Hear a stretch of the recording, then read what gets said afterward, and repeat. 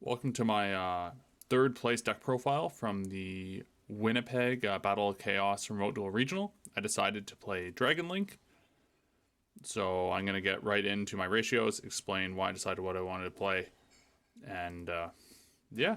So I played 43 cards. That sort of came from a last minute addition that I didn't know what to remove, as well as, just thinking I'd get away with it, which I guess other than my one loss, I did. But it was only a 4-round event because with 14 participants. So at a more larger event, it probably come crashing down on me in consistency. So to start, I'm playing a pretty standard rocket package with the 3 Tracer, 1 Recharger, 2 Synchron, and 2 Absorber. The reason for double Absorber is for safer into something like Noctivision, as well as milling off Chaos Ruler. So if I've already sent one to grave and I get the second one, I can still special summon it with a rocket. Double Rocket Synchron. Usually you're summoning one off Tracer or Quick Launch to go into Hot Red Dragon Archfiend Abyss. But as follow-up, it's pretty good. Normal summon, you summon something like Absorber back, and then you are into Boral Savage on turn 3. 3 Tracer was because at 2, I was finding if I quick launch and then search one out, I was running out of steam on turn 3, and it's nice to have an additional search off Absorber or quick launch. Moving on to the sort of big level 7 dragons, 2 Noctivision and the Destrudo. Destrudo was a 43rd card. Not sure how I feel about it. It's fine as an extender. The life point cost does add up though, and I'll go into later why in this deck. Noctivision, crazy. You go Absorber off Safer, you add this, and then you have your Link 2 with a free draw, plus the search off Absorber. Nuts. So other effect to protect the set card. I didn't have it come up, but it's still neat. It's one of those effects that people don't remember, so you can always catch someone off guard with that. Only reason I didn't play 3 was because I didn't want to open multiple. Alright, next for the Chaos package. 3 Safer, Levianeer, and then white and black. These are pretty self-explanatory. Safer is the best normal summon in the deck. With that, you get a free Link 2 by just using your normal, or if you open another level 4, you can discard it, such as you open 2 Safer, you discard the second Safer off the first, if you don't fear the Imperm or the Veiler, and then you have even more gas to continue your combo. As well, milling off Chaos Ruler is fantastic because you see these two in your mills off Chaos Ruler. That means that you don't have to add either of them. You can add one of the other 3 cards you revealed by just banishing that to add this Levianeer back to hand. Next, I play 1 copy of Chamber Dragon Maid. This is in there as a Heretic Seal target to summon from deck because you summon it. You get Tiding to hand, and it gives you sort of that follow-up play. Or the card in hand you need to use an IP Masquerade and this to go into Unicorn, discard the Tiding, and then you can summon it back out the next turn. You don't really want to draw this. It's kind of your weakest normal summon. But, I mean, being a level 4 dragon, as long as you have some form extender, it can at least get you to Seal's Tiding Pass. So, not the worst thing. So that's what I did in terms of engine cards. In terms of hand traps or going second cards, I'm playing 2 Effect Failure, 3 Nibiru, 3 Droplet, and 3 Imperm. The reason for the 3 Imperm over 2 Failure, Imperm I feel gives you a better advantage in going second. So you draw this as your 6th card. I'd rather see Imperm than Veiler. Droplets, even with a lot of the dangerous things out of the format with the new ban list, you still need this for Scythe plays especially if they misplay. But if you open both of these, you can stop the draw phase, Rusty, and then stop the standby phase, Scythe. Nibiru still checks a lot of decks, and especially if you open Nibiru plus one of these 2, you can usually wipe their board pretty easily.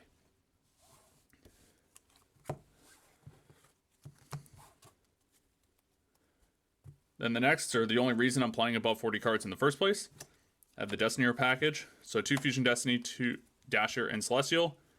DPE is such a crazy recurring card. You do have the worry of milling one of these off Chaos Ruler, but if you only see one of them, you just add it to hand, and then you still go into Verte. The reason I'm iffy on Destrudo is because between Destrudo and paying Verte, you're at 2,000 life, which, even though you set up a pretty strong board in that, you still put yourself at a risk at something, even like something as simple as Inspector Board or attacking for a game. In terms of the rest of the spells I played, 3 Quick Launch, 3 Chaos Space. Pretty self-explanatory for why these are good. Free Extender, not once per turn. As long as you have the light or dark in hand, you get to your baby dragons, as well as you get that +1 draw. And then especially if you mill extra ones off Chaos Ruler, you can get things back like Striker Dragon that you only have 1 of. So lastly, it's the 2 field spells that you're searching off of Striker Dragon and Dragoon Knight Romulus. And both are pretty good. I wouldn't play more than 1 of either, because after you use it initial time, there's very rare that the follow-up the Boot Sector launch offers is really used in the deck nowadays. And then the last 2 cards, 2 copies of Tidying. Great search off Chamber, even just drawing on its own. Seals plus Tidying is a pretty good interrupt to set up to deal with your opponent's plays and stop them before they can get going too far. So, in terms of extra deck, I'm playing Hot RDA Abyss, Chaos Ruler, and Boral Savage. Pretty self-explanatory for the synchros.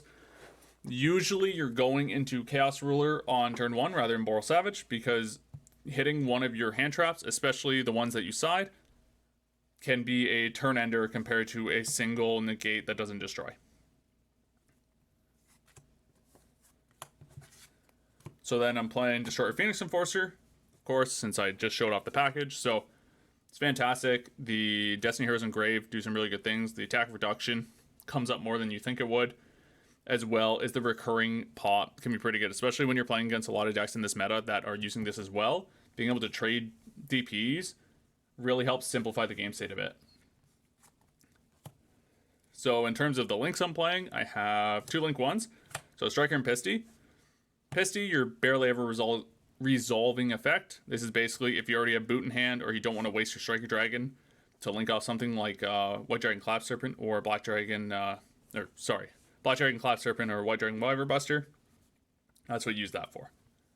If Striker is at 2, you wouldn't be playing that at all. This searches the field spell. It's got a really useful effect to get a rocket back in hand by destroying a card on the field, so really good. Wishes come back to 2. Turns out link 2, so you got Romulus, very important for searching the Dragon Ravine. Erratic Seal, 2 of them, because it is probably your best interrupt in the deck. It doesn't target, as well as even if they Droplet or Dark Ruler, you're still able to tribute itself for cost and summon something out from deck. So, really useful in that case. You have Quad Boral. Quad Boral doesn't really come up. Came about once, but when it does, it's really good. I think it was really good last format when you could hit a Tri-Brigade Shurig and then summon a bunch of rockets from grave from it. But it's just another option in the deck in case you need it. And then in terms of the not dragons, link 2s, you have Verte and IP. It really depends on the board which one you want to go into with your last 2 monsters.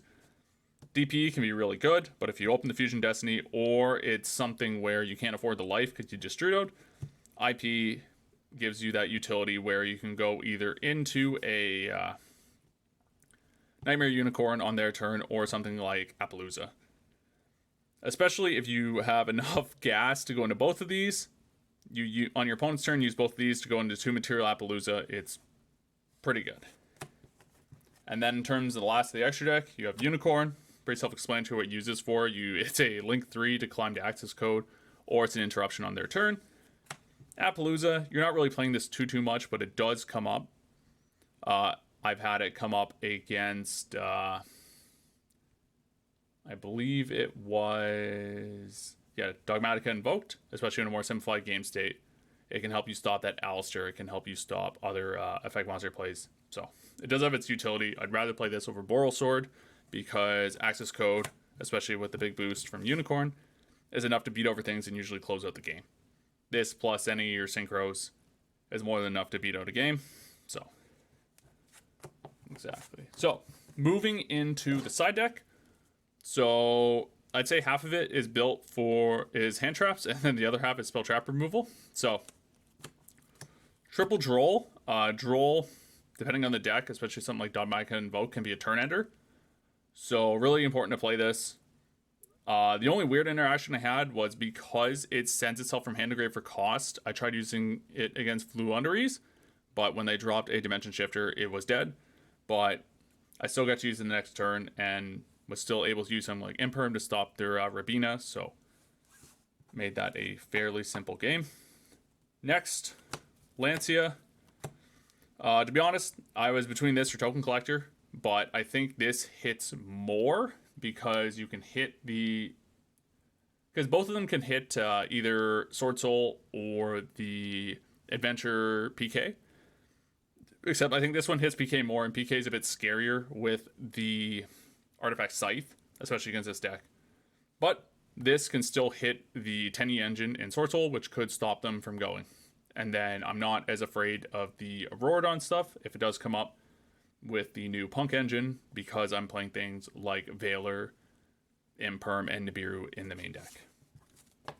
Last, 2 copies of Ash. The reason I'm not main decking Ash is, especially with Fusion Destiny at 2 and sort of the current state of the meta, Ash is enough to end a turn. It's not high impact enough. And it doesn't unfortunately have the utility that the other hand traps do, minus Droll, in its attribute not being light or dark. So you can't grab it off Chaos Ruler, so that's unfortunate. But certain matchups, it's still pretty good to have, especially you draw this in tandem with another hand trap. You can do some real damage on if you're going second. Alright, so in terms of spell trap removal, 3 Cosmic Cyclone, 1 Harvey's Feather Duster. So Cyclone over Twin, 1, because of the cost, and 2, it's much better to banish things than to destroy them in this format. And then the Feather Duster is just, I guess, that if you draw it, you're doing pretty good, unless they have like Lord of the Heavenly Prison, but then you would already know that they have that before going into and playing your Duster. And the last 3 cards, evenly matched.